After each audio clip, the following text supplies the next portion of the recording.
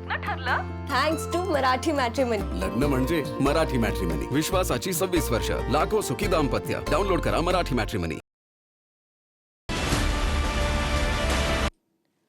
महिला आरक्षणावरून मुख्यमंत्री फडणवीस आणि महाविकास आघाडी आमने सामने आली आहे. लोकसभेत महिला आरक्षण नाही तर सरकारनं मतदारसंघ पुनर्रचनेचं विधेयक आणलं अशी टीका विरोधकांची आहे.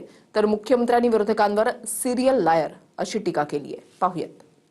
बिल 23 मध्ये पास झालंय. 2.5 वर्षात याची अंमलबजावणी का नाही झाली? ही मंडळी सिरियल लायर आहेत, रोज खोटं बोलतात.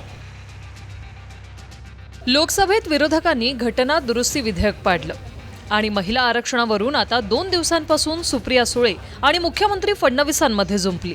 2023 मध्ये 33% महिला आरक्षणाचं विधेयक पास झालं. मग अंमलबजावणी का करत नाही या प्रश्नावर सुळे कायम आहेत. तर 2023च्या विधेयकानुसार महिला आरक्षण लागू करण्यासाठी डिलिमिटेशन म्हणजे मतदारसंघाची पुनर्रचना आणि जनगणना आवश्यक आहे. 2024 पर्यंत जनगणना झाली नाही, त्यामुळे आता सुधारित विधेयक केंद्र सरकारनं आणलं होतं असा दावा फडणवीसांचा आहे. आणि त्यामुळे विरोधक सिरियल लायर असल्याची टीका मुख्यमंत्र्यांनी केली. बिल 23 मध्ये पास झालंय. 2023 सप्टेंबर 2024 सप्टेंबर 25 आणि 26 2.5 वर्ष झाली आहेत बिल पडू नये. 2.5 वर्षात याची अंमलबजावणी का नाही झाली? महिला आरक्षण बिलाची भ्रूण हत्या ही विरोधी पक्षाने केली. ही मंडळी सिरियल लायर आहेत, रोज खोटं बोलतात, दिवसातनं 5 वेळा खोटं बोलतात. एनडीए जवळ 2/3 मेजॉरिटी नाही आहे. यांनी आपले खरे दात दाखवले. जे रोज खोटं बोलतायत, तुम्ही किती खोटं बोललं तरी झूठ की उम्र बड़ी नहीं होती और सच कभी समाप्त नहीं होता. त्यामुळे सत्य कधी संपणार नाही हे सांगू इच्छितो. महिला आरक्षणाला महाविकास आघाडीने विरोध केला, त्यामुळे भाजपनं जागर अभियान सुरू केलं. कृष्णराज महाडिक यांच्या नेतृत्वात भाजप युवा मोर्चाच्या वतीनंही युवा शक्ती जागर यात्रेला सुरुवात झाली. या कार्यक्रमातूनही मुख्यमंत्र्यांनी पुन्हा विरोधकांचा समाचार घेतला.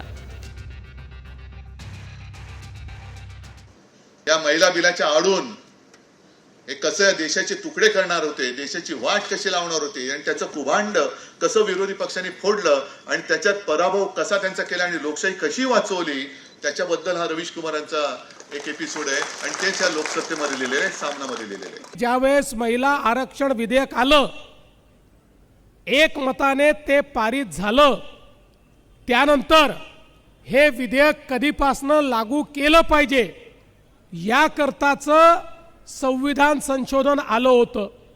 23 मध्ये एनडीए जवळ 2/3 मेजॉरिटी असल्यामुळे आपण काही करू शकत नाही, म्हणून तोंड दाबून या लोकांनी त्यावेळी बिलाला समर्थन केलं. आणि आता जसं यांच्या लक्षात आलं की एनडीए जवळ 2/3 मेजॉरिटी नाही आहे, यांनी आपले खरे दात दाखवले. महिला आरक्षणाच्या आडून मतदारसंघ पुनर्रचना विधेयकाद्वारे उत्तरेतल्या राज्यांमध्ये लोकसभेच्या अधिक जागा वाढवण्याचा डाव होता असा आरोप विरोधकांचा आहे.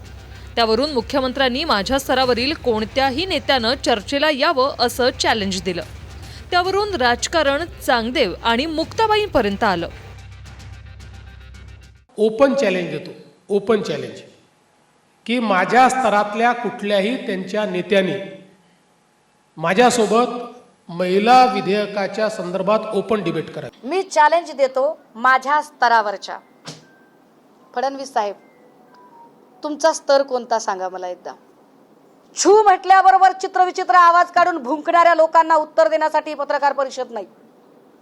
तुम्ही छू म्हटल्यावर त्यांनी काल सांगितलं की पवार साहेब म्हटले तर नाही असं तुम्ही म्हणताय. याचा अर्थ तुम्ही प्रणिती शिंदे आणि सुप्रिया सुळे या दोघींचा अवमान करताय. चांगदेवांना अहंकार झाला आणि ते म्हणाले की मुक्ताईसारख्या छोट्या पोरीशी मी बोलणार नाही. मी लहान आहे, मी मुक्ताईच्या नखाची पण सर करू शकत नाही. पण तुमच्यामध्ये चांगदेवाचा अहंकार भरलाय का ते बघा जरा. कोण चांगदेव आहे आणि कोण मुक्ताबाई हे सांगण्याच्या भानगडीमध्ये सुषमा अंधारेंनी पडू नये. सुषमाताई, आपण काय काय मुक्ताफळ उधळली होती हे जर का महाराष्ट्राला सांगायला लागलो तर तुम्ही अंधार येऊन चक्कर येऊन पडाल. वंदनीय हिंदू हृदय सम्राट बाळासाहेब ठाकरे यांचा तुम्ही काय उल्लेख केला होता आणि स्वतःला मुक्ताबाई म्हणून घेता. महाराष्ट्रामध्ये मुक्ताफळं उधळण्यामध्ये नंबर 1 कोण असेल तर सुषमा अंधारे आहेत. आणि चांगदेव वगैरेची भाषा करू नका. देवेंद्रजी फडणवीस 3 वेळेला महाराष्ट्राचे मुख्यमंत्री झाले. आता फडणवीसांच्या स्तरावरचा महाराष्ट्रातला दुसरा नेता कोण तर शरद पवार. भाजपचे आमदार चित्रा वाघ यांनी शरद पवार फडणवीसांचं चर्चेचं चॅलेंज स्वीकारणार असतील तर फडणवीस चर्चा करतील असं म्हणाल्या. देवेंद्रजींनी त्यात हे म्हटलंय की माझ्या समकक्ष जे नेते असतील त्यांच्यासोबत मी डिबेट करायला तयार आहे. समकक्ष म्हणजे जर पवारसाहेब त्या ठिकाणी डिबेट करायला यांनी जर विनंती केली आणि जर ते तयार असतील तर निश्चितपणे राज्याचे मुख्यमंत्री हे माननीय पवारसाहेबांसोबत डिबेट करतील. परंतु बाकीच्या सगळ्या प्रश्नांची उत्तरं जी काही बारामतीच्या मोठ्या ताईंनी प्रश्न उपस्थित केले त्या सगळ्या प्रश्नांना अतिशय व्यवस्थित अशी उत्तरं मुख्यमंत्र्यांनी दिलेली आहेत. ते या राज्याचे मुख्यमंत्री आहेत, सुशिक्षित आहेत, वकील आहेत. त्यांनी बोलताना भान ठेवलं पाहिजे. कोणत्या लेवलच्या गोष्टी करताय तुम्ही. लेवल माझ्या लेवल एवढं तू शरद पवारांची लेवल घ्यायला देवेंद्र फडणवीसांना 100 जन्म घ्यावे लागतात. विषय 33% महिला आरक्षणाचा आहे. आरक्षण देण्याची मागणी विरोधकांची आणि सत्ताधाऱ्यांचीही आहे. मात्र जे विधेयक लोकसभेत आणलं त्यावरून सत्ताधारी आणि विरोधकांमध्ये एकवाक्यता नाही. त्यामुळे 2/3 मतदानाअभावी मतदारसंघ पुनर्रचना आणि जनगणनेसंदर्भातल्या घटना दुरुस्तीचं विधेयक नामंजूर झालं. पुण्याहून विनय जगतापसह Vinayak Dawru, TV9 Marathi, Mumbai. Thanks to Marathi matrimony. लग्न म्हणजे मराठी मॅट्रिमनी. विश्वासाची 26 वर्ष. लाखो सुखी दाम्पत्य. डाउनलोड करा मराठी मॅट्रिमनी.